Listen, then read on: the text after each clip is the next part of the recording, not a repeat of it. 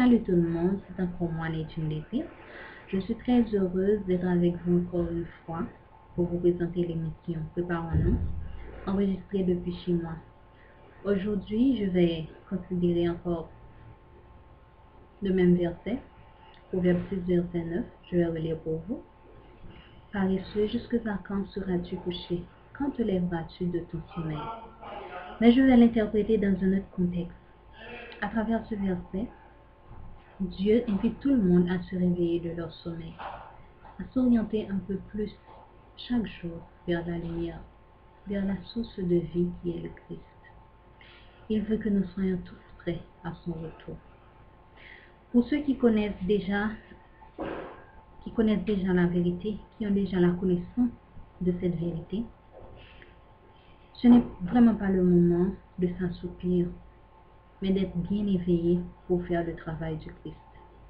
Avant de laisser cette terre, Jésus a très clairement dit à ses disciples d'aller faire de toutes les nations des disciples, les baptisant au nom du Père, du Fils et du Saint-Esprit. C'est une tâche qu'il nous a laissée. Parce que si ça devait être resté ainsi, je ne sais pas, Jésus aurait encore aujourd'hui que 12 disciples, mais il veut que tous soient sauvés. Il veut que nous ayons tous la vie éternelle. Il est venu mourir, non pas seulement pour moi, non pas seulement pour toi, mais pour nous tous. Que vous soyez méchants ou que vous soyez bons, que vous soyez intellectuel ou illettré, il est venu mort pour nous tous. Donc avoir Jésus dans sa vie, c'est une nécessité. C'est une nécessité parce que nous-mêmes, nous ne savons pas ce qui est bien pour nous. Mais lui, il sait mieux que nous-mêmes ce qui nous convient.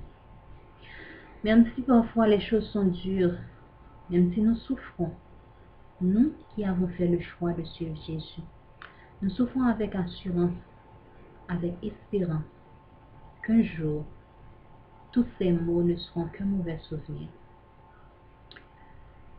Il est plus que nécessaire de choisir de suivre Jésus, excusez-moi, parce que nous savons tous que ce monde disparaîtra un jour.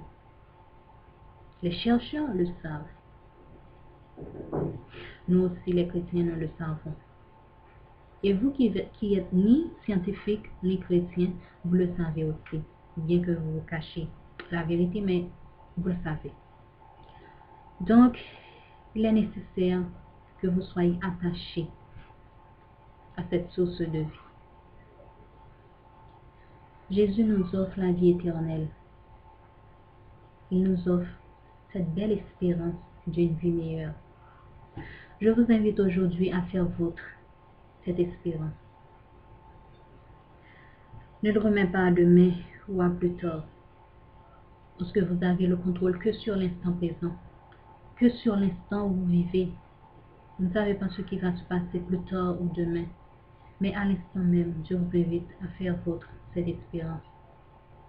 Durant toute la semaine, je n'ai fait que regarder aux nouvelles des assassinats. Les gens n'ont aucune pitié. La vie des autres n'a aucune valeur pour eux. Alors que Dieu a mis son souffle en moi, il l'a mis aussi en toi. Il l'a mis en nous tous. Et nous tous, nous voulons vivre. La vie est belle. Nous tous, nous voulons vivre. Pourquoi vous prenez à la légère la vie de l'autre? Vous voulez vivre pour avoir une femme, pour avoir un foyer, pour avoir une belle maison, pour vivre tranquillement, parce que la vie est belle. Mais pourquoi vous ôtez la vie à l'autre sans pitié?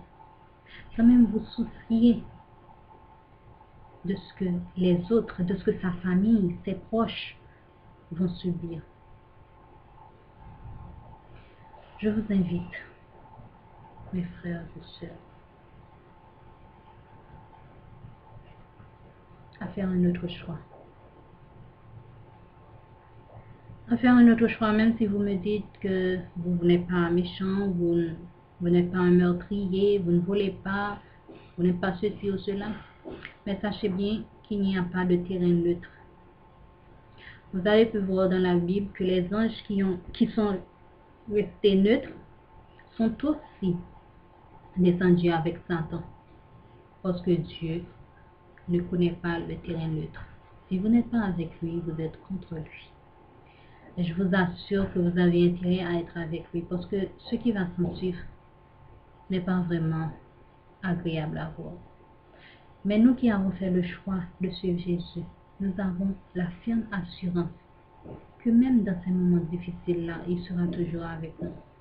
Il nous tiendra toujours la main, même dans les pires moments de notre vie. Même si nous souffrons avec la joie dans le cœur, parce que nous avons une espérance. Une espérance qui est donnée à tous, qui s'offre à tous. C'est à vous de faire le choix, de le faire vôtre. Donc ce sont les vœux de mon cœur pour vous, que vous fassiez le bon choix. Parce qu'il ne reste pas beaucoup de temps. Quand je constate ce qui se passe à présent à travers le monde, je vois qu'il ne reste vraiment pas beaucoup de temps. Donc il est nécessaire, plus que nécessaire, que vous fassiez aujourd'hui même le bon choix. Et le bon choix, c'est de suivre Jésus quoi qu'il en coûte. Malgré les souffrances, malgré les tribulations, les humiliations, Jésus lui-même a souffert. Il a été humilié pour nous. Parce qu'il est saint, il ne connaît pas le péché. Il l'a fait, il l'a accepté pour nous. Parce qu'il veut que nous soyons tous sauvés. Parce qu'il veut que nous ayons tous la vie éternelle. Satan ne nous aime pas. Il sait ce qu'il a perdu dans le ciel. C'est pourquoi il nous fait faire tout cela. Il nous fait faire des tas de choses qu'on ne pensait pas faire vraiment. Mais sachez bien que vous ne pouvez rien faire de vous-même. Si vous n'êtes pas connecté à cette source de vie, de sagesse, d'amour, de compassion, vous ne pourrez rien faire de bien dans votre vie. Vous n'êtes rien, vous n'êtes que pécheur. Votre corps, tout votre être n'est que péché. Donc si vous n'êtes pas connecté à cette source de vie, à cette source de sagesse, vous ne pouvez rien faire de bien. Donc, la seule chose à faire, c'est de rester attaché à Jésus. Et ceux qui ont déjà cette expérience, aidez les autres à faire choix d'avoir aussi cette expérience. Parce que cette vérité ne nous appartient pas seulement. C'est notre tâche. C'est à nous qui avons déjà découvert cette vérité, d'aider les autres à la découvrir aussi.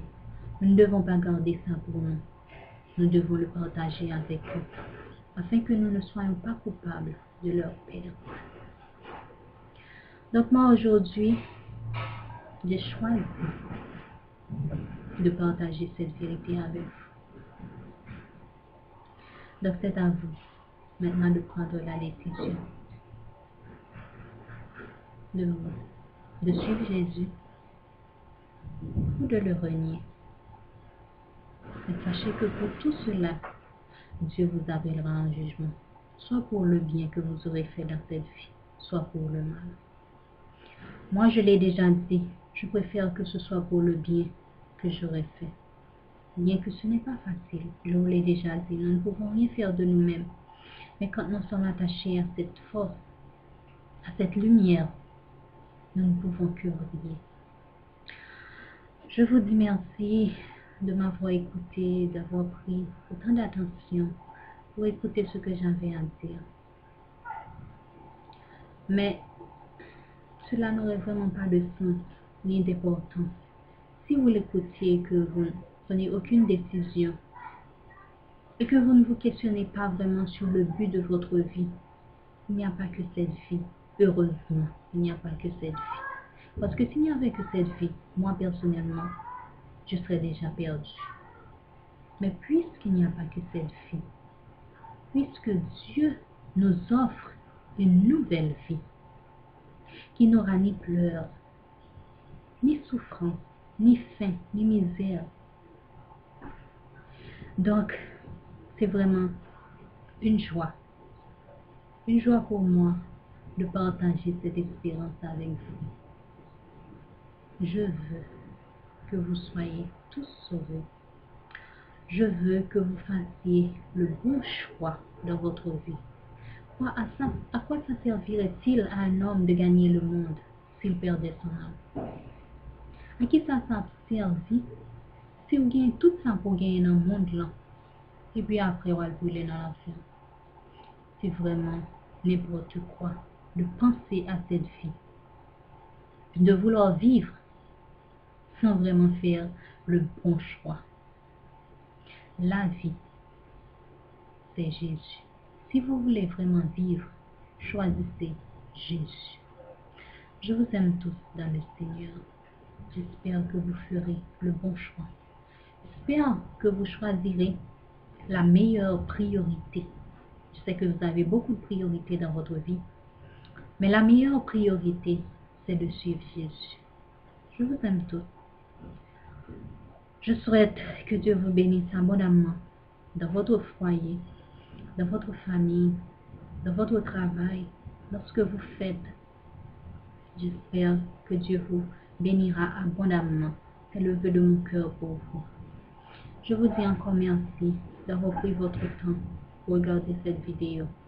J'espère de tout cœur que vous ferez le bon choix, que vous choisirez de vivre et non de mourir.